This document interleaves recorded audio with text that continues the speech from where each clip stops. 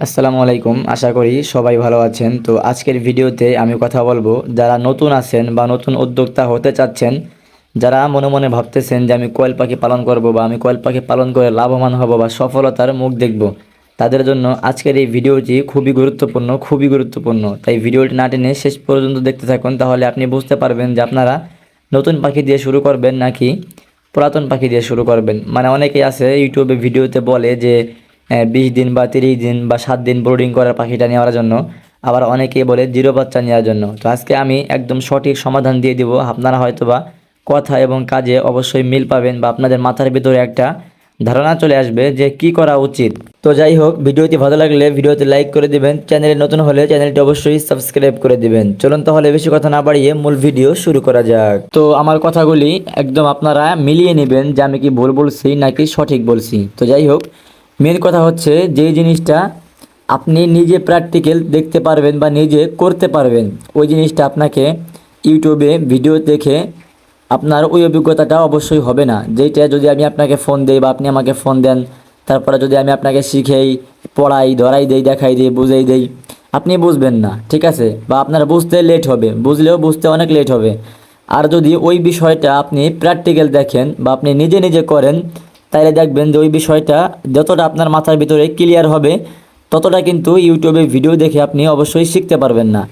তো যারা বলে যে আপনারা 30 দিনের পাখিটা নেন বা 35 দিন বয়সে পাখি নেন বা ডিম পাড়া পাখি নেন, তো আমি আমি মনে করি যে এই সমস্ত কথাগুলো আমার কাছে ভালো মনে হয় না। কারণ হচ্ছে আপনারা সবাই কিন্তু ব্যবসা করার জন্য আসছেন, কয়েল পাখি পালন করে ব্যবসা করবেন, এই জিনিসটা মনে মনে নিয়ত করে আপনারা এই মাঠে নামছেন। তো প্রথম কথা হচ্ছে, আপনারা যদি 30 দিন বয়সে পাখিটা নেন, তাইলে হচ্ছে আপনি জিরো বাচ্চা কখনোই ব্রুডিং করা শিখবেন না।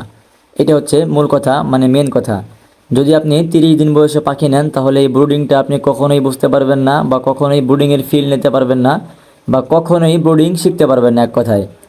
তো আপনি যদি এই ছোট বাচ্চা জিরো বাচ্চা নিয়ে শুরু করেন, তাহলে হচ্ছে আপনার ব্রুডিং শেখা হয়ে গেল বা ব্রুডিংয়ে কী কী মেডিসিন খাওয়াতে হয়, কিভাবে ব্রুডিং করতে হয়, কত ডিগ্রিতে সেলসিয়াস তাপমাত্রা রাখতে হয়, তারপরে কখন কী ঔষধ, এই বিষয়টা আপনার একদম ক্লিয়ার হয়ে যাবে। যেটা আপনার ইউটিউব দেখা লাগবে না বা কারো কাছ থেকে পরামর্শ নেওয়া লাগবে না, আপনি নিজেই বুঝতে পারবেন। আর যদি আপনি ওই বড় পাখিটা নেন, তাহলে এই জিনিসটা আপনি প্র্যাকটিক্যাল দেখতেও পারবেন না, শিখতেও পারবেন না। শুধু ইউটিউবে ভিডিও দেখবেন আর মানে ওই বড়দের মতো একা একা দেখবেন আর ভাববেন, ঠিক আছে? তো ওইরকম করে কিন্তু বুঝতে পারবেন না। আর একটা সবচাইতে গুরুত্বপূর্ণ যে বিষয়, এটা একটু মন দিয়ে শুনবেন। আপনি কিন্তু খামারে আসছেন লাভ করার জন্য, সবাই লাভ করার জন্য খামার করে। তো যেই পাখিটা আপনি মানে যে যার কাছ থেকে কিনবেন, সে মনে করেন অ্যাভারেজ আপনার তার পাখির পিছনে খরচ হয়েছে 30 টাকা করে। তো 30 টাকা করে যদি পাখির পিছনে সে খরচ করে, সে 1 মাস পরে আপনাকে 35 টাকার কমে অবশ্যই দিবে না।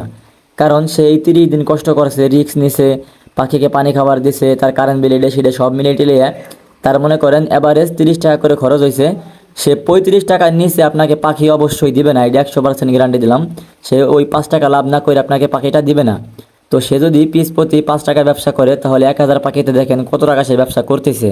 তো যেই টাকাটা আপনি ব্যবসা করতে পারতেন, সেই টাকাটা কিন্তু ওই তার কাছ থেকে পাখি কিনতেছেন 30 দিন বয়সী পাখি, সে কিন্তু ওই 5 টাকা করে 1000 পাখিতে অনেক টাকা ব্যবসা করে ফেলাইতেছে। তাহলে আপনি খামারে এসে কি লাভ করলেন? আপনি তো প্রথমেই লস করে ফেলাইলেন। তাহলে সারা জীবন কেমনে লাভ করবেন? আমি একটা উদাহরণ দিতেছি যে আপনার একটা পাখির পেছনে 30 টাকা খরচ হলে আপনি 35 টাকা বেচতে পারবেন, তাহলে আপনার 5 টাকা লাভ থাকতেছে, আপনি ব্যবসা করতে পারতেছেন বা আপনি সফল হইতেছেন। আর যদি ওই পাখিটা আপনি অন্য কারোর কাছ থেকে কেনেন, তাহলে সে সফল হইতেছে আর আপনি কিন্তু ডাউন ডাউন থেকে যাচ্ছেন। তো এরকম করে নতুন যারা আছেন তারা কিন্তু বুঝতে পারেন না অনেক কিছু। আমার এই চ্যানেলে নতুন নতুন ভালো ভালো ভিডিও দেওয়া হয়। যদি ভিডিওটি ভালো লাগে অবশ্যই লাইক করে দিবেন এবং আপনার মূল্যবান মতামতটি কমেন্টে অবশ্যই লিখে জানাবেন, আমি ওই বিষয় নিয়ে ভিডিও বানাবো।